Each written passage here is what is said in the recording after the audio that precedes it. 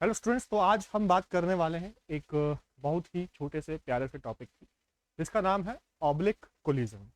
तो oblique collision generally देखो ऐसा टॉपिक होता है जिससे बच्चों को काफ़ी डर लगता है ना। हेड ऑन सब लोग पढ़ लेते हैं, लेकिन ऑब्लिक से डर लगता है। तो डरने की कोई ज़रूरत नहीं है, उस बात को आज आप समझिए थोड़ा सा। कैसे, ध्यान से देखिए। देखिए, हेड ऑन कोलिजन जब आप पढ़ते हैं तो क्या होता है। हेड ऑन कोलिजन का मतलब हो गया कि आपके पास इस तरह की टक्कर हो गई जिसमें एक मास m1 है, एक मास m2 है। टक्कर से पहले इसकी स्पीड u1 थी, इसकी स्पीड u2 थी, है ना। तो ये कंडीशन है बिफोर कोलिजन। अब आपने क्या किया कि भैया आफ्टर कोलिजन हमें इसकी स्पीड वगैरह निकालनी होती है। m1 की स्पीड v1 है और m2 की स्पीड v2 है। क्या आप इनके फॉर्मूले याद करते हैं? है ना, मत करा करो, कोई जरूरत नहीं होती फॉर्मूले याद करने की। देखिए क्या करना होता है इसमें। इसमें क्या करना होता है आपको कि आपको लिखना होता है एक equation momentum conservation, that is m1u1 plus m2u2 is equal to m1v1 plus m2v2। यही होता है। अब क्योंकि इसमें आपके पास दो अननोन है, तो इन एक इक्वेशन से काम चल नहीं सकता है। तो आपको क्या करना पड़ेगा, ई का वैल्यू लिखना पड़ेगा v2 minus v1 upon u1 minus u2, है या नहीं। तो ये जो हमारे पास दो इक्वेशन है, जब इनको हम सॉल्व कर लेते हैं तो हमारे को v1 और v2 निकल आता है। इससे हम फॉर्मूले बना लेते हैं जो आप याद कर लेते हो, बट उसको याद करने की जरूरत है नहीं। आप दो फॉर्मूला याद करते हो v1 v2 के, इनको याद कर लो ना। अच्छा, अब इंपॉर्टेंट बात क्या है, ई में जो कोफिशिएंट ऑफ रेस्टिट्यूशन की इक्वेशन है, इसमें u1 u2 v1 और v2 क्या है। u1 u2 v1 and v2 are the velocities along the line of impact. भाई जिस डायरेक्शन में आपके पास फोर्स लग रहा है उसके अलोंग की वेलोसिटी है।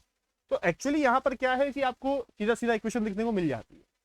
What happens in oblique collision is, what happens is कि जैसे फॉर एग्जांपल आपके पास इस तरह की कोई बॉडी है, एक इधर की तरफ मूव कर रही u1 से और एक इधर की तरफ कर रही है u2 से, लेट्स से फॉर एग्जांपल। जब इनकी टक्कर होगी तो क्या होगा, क्या इस प्रकार की कुछ सिचुएशन आएगी, आएगी कि नहीं आएगी। तो ये एक्चुअली जो लाइन ऑफ इंपैक्ट है वो कॉन्टैक्ट सरफेस के परपेंडिकुलर होगी। तो जो फोर्स होगा दोनों पे वो इस लाइन के लॉन्ग लगेगा। अब अगर हम यहाँ पे बात करें, ये u1 है और ये हमारे पास u2 है, ये हमारे पास u1 है, ये हमारे पास u2। तो अगर हम बात करें कि भाई लेट्स से इसमें वेलोसिटी और इस लाइन के बीच का एंगल थीटा है, तो क्या होगा, हम इस वेलोसिटी को दो कंपोनेंट में तोड़ लेते हैं। बेसिक सी चीज है, सबसे पहले कंपोनेंट में तोड़ लीजिए। कंपोनेंट करना अपने को आता है, कर दीजिए। क्या होता है, इधर आ जाएगा आपके पास u1 cos थीटा, इधर आ जाएगा u1 sin थीटा, इधर आ जाएगा आपके पास u2 cos थीटा, इधर आ जाएगा आपके पास u2 sin थीटा। अब होता क्या है कि टक्कर के दौरान या ड्यूरिंग द कोलिजन अगर हम बात करें, व्हाट हैपेंस कि यहां पे जो ये लाइन आपको दिख रही है इसके अलोंग लगता है फोर्स। तो फोर्स अगर इसके अलोंग लगता है तो इन्हीं वाली वेलोसिटी से फर्क पड़ना चाहिए।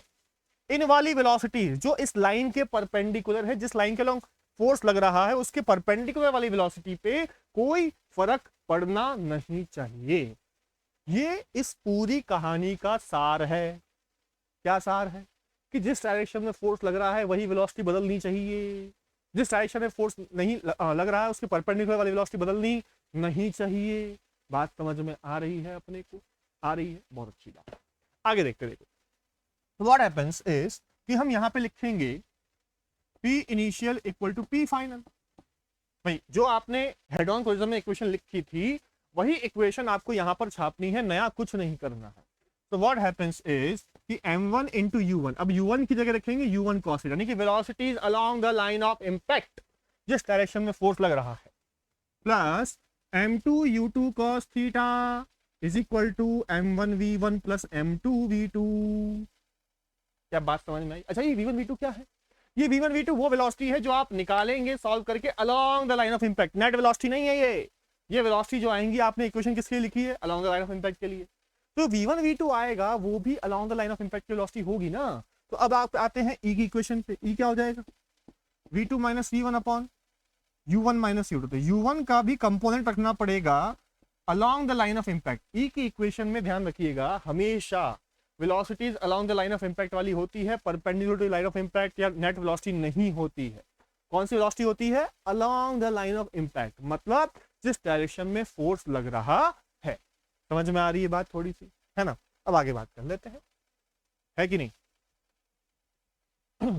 चलिए, अब इसके बाद जब आप सॉल्व कर लेते हैं, सॉल्व करने के बाद क्या होगा, आपको इन दोनों बॉडीज की वेलोसिटी, एक की वेलोसिटी ये वाली मिल जाएगी v1, दूसरे की velocity along the line of impact मिल जाएगी v2। इधर क्या आ जाएगा हमारे पास? u1 cos थीटा, इधर क्या आ जाएगा हमारे पास? u2 cos theta. तो u1 cos थीटा और u2 cos थीटा जो आपके पास है, इनको तो आपको छेड़ना ही नहीं है, v1 v2 को छेड़ देना है। तो व्हाट विल हैपन, अगर मुझे नेट वेलोसिटी चाहिए तो मैं क्या करूंगा, इन दोनों का निकाल लूंगा resultant, a square plus B square करके अंडर रूट, हाँ या ना? तो क्या मुझे नेट वेलोसिटी मिल जाएगी? अब बताओ, मैंने इस सवाल में नया क्या किया हेड ऑन कोलिजन से, या इस पूरे प्रोसेस में हेड ऑन कोलिजन से अलग क्या किया? हेड ऑन कोलिजन जब मैं लिख रहा था तो मैंने वेलोसिटी का कोई कंपोनेंट करना जरूरी नहीं समझा, क्योंकि जो भी वेलोसिटी थी वो along the line of impact ही थी। लेकिन जैसे ही हमारी सिचुएशन बदली, सिचुएशन क्या बदली कि जो वेलोसिटी है बॉडीज की, वो वेलोसिटीज आपके पास इस डायरेक्शन में है, लाइन ऑफ इम्पैक्ट हमारे पास ये वाली है, तो लाइन वेलोसिटी की डायरेक्शन और लाइन ऑफ इम्पैक्ट की डायरेक्शन में एंगल है। तो हमने क्या किया, वेलोसिटी के कंपोनेंट कर लिए। क्या कर लिए? वेलोसिटी के कंपोनेंट कर लिए along the line of impact. और along the line of impact जब हमने कंपोनेंट किए तो उसको कंपोनेंट करने के बाद क्या चुपचाप से हेड ऑन कोलिजन वाली इक्वेशन छाप दी? बस ध्यान क्या रखना है कि वेलोसिटी कौन सी चाहिए आपको? Along the line of impact.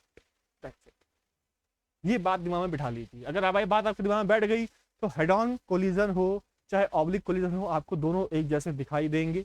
अगर नहीं बैठी तो दिक्कतें ज्यादा बढ़ जाती है, इसलिए बहुत बार रिपीट कर रहा हूं मैं आपके सामने कि भाई कौन सी वेलोसिटी रखनी है, along the line of impact वाली वेलोसिटी रखनी, चाहे मोमेंटम कंजर्वेशन हो चाहे आपके पास कोएफिशिएंट ऑफ रेस्टिट्यूशन की इक्वेशन। चलिए इसके बाद आगे बात कर लेते हैं। अब इसके बेसिस पे मैं आपसे एक सॉल्व करवाता हूं सवाल, ठीक है? कि ये हमारे पास थीटा, हमने यहां पे h हाइट से ऊपर से एक बॉल को ड्रॉप कर दिया, ठीक है? मास इसका m मान लो, h हाइट से ड्रॉप कर, तो इसकी टक्कर होगी, टक्कर काफी उछलेगी, ठीक है? अब मैं यहां पे लिख देता हूं कि लेट से ये e की वैल्यू हमारे पास पूछी गई है, e की वैल्यू आपसे पूछी गई है सच दैट इसकी वेलोसिटी हो जाए after the collision horizontal. Horizontal का मतलब नेट वेलोसिटी इसकी h लिखी, ये v नेट होना चाहिए। ये सवाल कि टक्कर के बाद इसकी वेलोसिटी हॉरिजॉन्टल हो जाए, उसके लिए e का वैल्यू क्या होना चाहिए? तो भाई आप क्या करें, जब टक्कर हो रही है इस पॉइंट पे, क्या सेम प्रोसेस रिपीट करेंगे? टक्कर हो रही है तो क्या था पहला प्रोसेस?